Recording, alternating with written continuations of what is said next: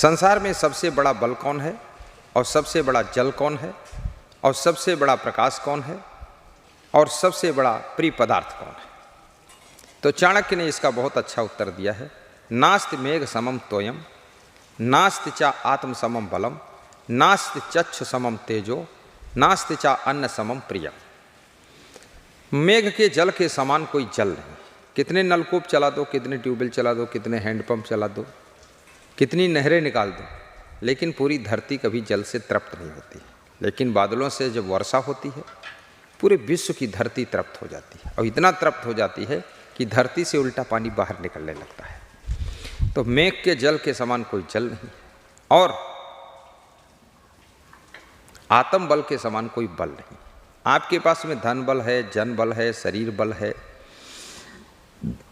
सब कुछ है, सेना का बल, लेकिन आत्म बल सिर्फ नहीं, तो आप सफल नहीं हो सकते। एक छोटा सा राजा था, छोटी सी सेना थी, उसके पड़ोस में बड़ा राजा रहता था, उसके पास में बहुत बड़ी सेना थी।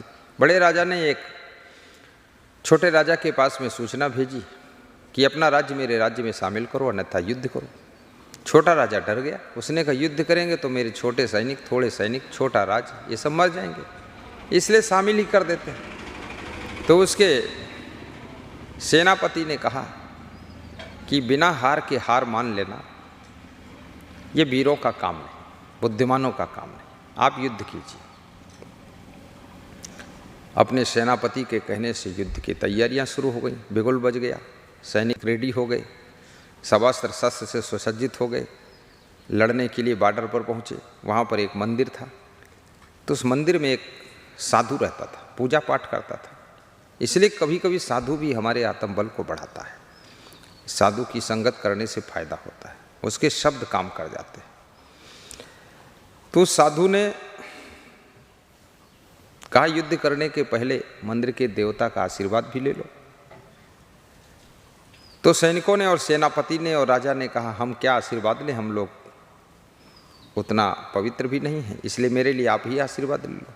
तो साधु अंदर गया और अंदर से थोड़ी देर के बाद बाहर निकला और कहा कि देवता ने कहा कि एक सिक्का मेरे पास है, इसको आकाश में फेंको, अगर ये सिक्का उल्टा गिरता है तो हार होगी इनकी, और सीधा गिरता है तो इनकी जीत होगी। अब सिक्का आकाश में फेंका गया, सभी सैनिकों के प्राण पखेरु उड़ गए कि देखो किधर को गिरता है, क्या दशा होने वाली है आज। सिक्का जब गिरा तो सीधा गिरा, सबने देखा, सब नाच उठे। उस साधु ने कहा जीत तुम्हारी होगी, निसंदेह आप जाइए युद्ध कीजिए। सबका मनोबल बढ़ गया, आत्मबल बढ़ गया, और युद्ध प्रारंभ होगा। 3 दिन युद्ध चला। बड़ा राजा हार गया, बड़े राजा की बड़ी सेना हार गई, और ये छोटा राजा, छोटी सेना जीत गई, और जीत लेकर के वापस लौटे। तो राजा ने कहा कि मंदिर वाले देवता को धन्यवाद दे दिया जाए। तो साधु बैठा हंस रहा था, उसने कहा धन्यवाद देने की ज़रूरत नहीं, आप जाइए। बोले तो आपको धन्यवाद देते हैं? बोले मुझे भी देने की ज़रूरत नहीं। बोले तो जीत तो हुई आप लोगों की वजह से, देवता का आशीर्वाद से। तो उसने वही सिक्का दिखाया और कहा देख लीजिए, ये सिक्का मैंने स्पेशल बनवाया है, ये दोनों तरफ सीधा उल्टा है ही, चाहे जिधर गिरे है सीधा ही रहता है। बोले तो क्यों ऐसा बनवाया?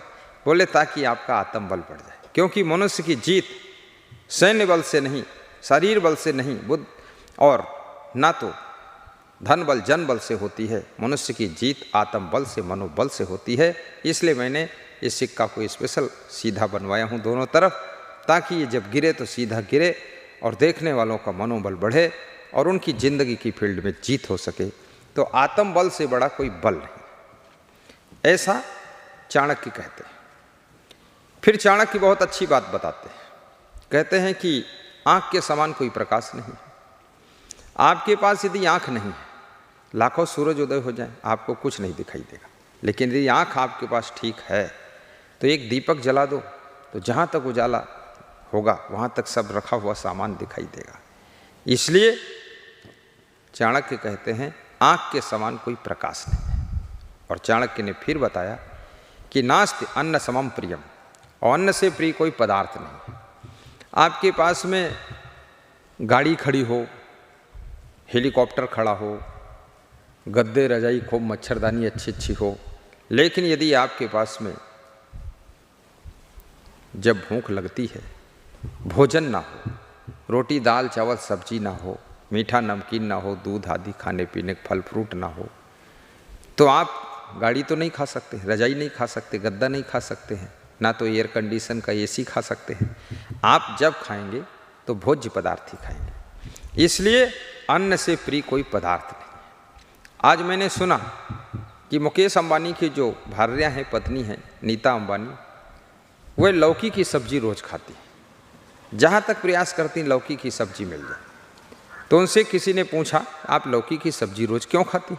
तो उन्होंने बताया लौकी की सब्जी स्लिम होती है, यानी ये शरीर को मोटा नहीं होने देती, भारी नहीं होने देती है, फैट नहीं जमने देती है, वेट नहीं बढ़ने देती है, पेट नहीं निकलने देती है। और लौकी की सब्जी सबसे बड़ा काम ये करती है कि सुंदर बना कर रखती है। अब इसके बारे में किसी को पता ही नहीं। लौकी तो देहात में सब छत पर भी हो जाती है, इधर उधर जंगल बंगल में भी हो जाती है, खेतों में हो जाती है। लौकी की सब्जी आपके शरीर की सुंदरता को बरकरार रखती है। 70 साल की उम्र में भी आप 30 साल के दिखाई देंगे। इसलिए लौकी की सब्जी सबको खाना चाहिए, और रोज़ मिल सके तो बहुत अच्छा है, नहीं तो हफ्ते में 5 दिन खाइए लौकी की सब्जी। तो ये हरी सब्जियां भी हमको फायदा करती है। ये खाद्य पदार्थों के बिना हमारा जीवन नहीं चल सकता है। तो नास्ति मेघ समम तोयम, नास्ति चा आत्म समम बलम, नास्ति चक्षु समम तेजो, नास्ति चा अन्न समम प्रियम, नास्ति चा अन्न समम प्रियम। कि पक्षियों में चांडाल कौन है, पशुओं में चांडाल कौन है, ऋषि मुनियों में चांडाल कौन है, और मनुष्यों में चांडाल कौन है? आपने चांडाल शब्द सुना होगा, लेकिन चांडाल कौन होता है ये पहचान नहीं जानते आप। तो चाणक्य कहते हैं काका पक्षी सु चांडाला, पक्षियों में चांडाल कौवा है। क्यों? क्योंकि इसको खीर पूड़ी खिला दो फिर भी बिष्ठा खाता है। इसको कितना अच्छा मिठाई खिला दो लेकिन फिर भी ये कड़वा बोलता है। और ये जब आएगा डाल पर बैठेगा, आप नीचे बैठे हैं, आपके ऊपर बीट कर देगा। मतलब बेअकल का पंछी है ये, विवेक नहीं करता है, इसलिए इसको चांडाल पंछी कहा गया है। और पशु नाम चय कुकरा, पशुओं में चांडाल कुत्ता है। कुत्ते को आप भोजन खिलाइए, दूध पिलाइए, फिर भी गंदी चीज़ खाने के लिए पहुंच जाता है। और कुत्ते को कितना समझाइए, कितनी अच्छी संगत में रखिए, लेकिन कुत्ता कभी भी संयम नियम से रहता नहीं, और कुत्ता कभी भी विवेक नहीं करता है। अनावश्यक कभी कभी भौंकता भी है, और कभी कभी तो अपने मालिक के ही काट लेता है कुत्ता। इतना ही खतरनाक है कुत्ता। अब इस कुत्ते को चांडाल कहा गया है। अब तीसरा चांडाल कौन है? पापो मुनि नाम चांडाला, ऋषि मुनियों के बीच में चांडाल पाप है। जब पाप के विचार किसी ऋषि मुनि के मन के अंदर आते हैं तब वो ऋषि मुनि चांडाल का रूप धारण कर लेता है। इसलिए ऋषि मुनि को मन अपना बहुत पवित्र रखना चाहिए, और पाप के विचार उसके अंदर नहीं आने चाहिए, क्योंकि पाप उसको चांडाल बना देता है।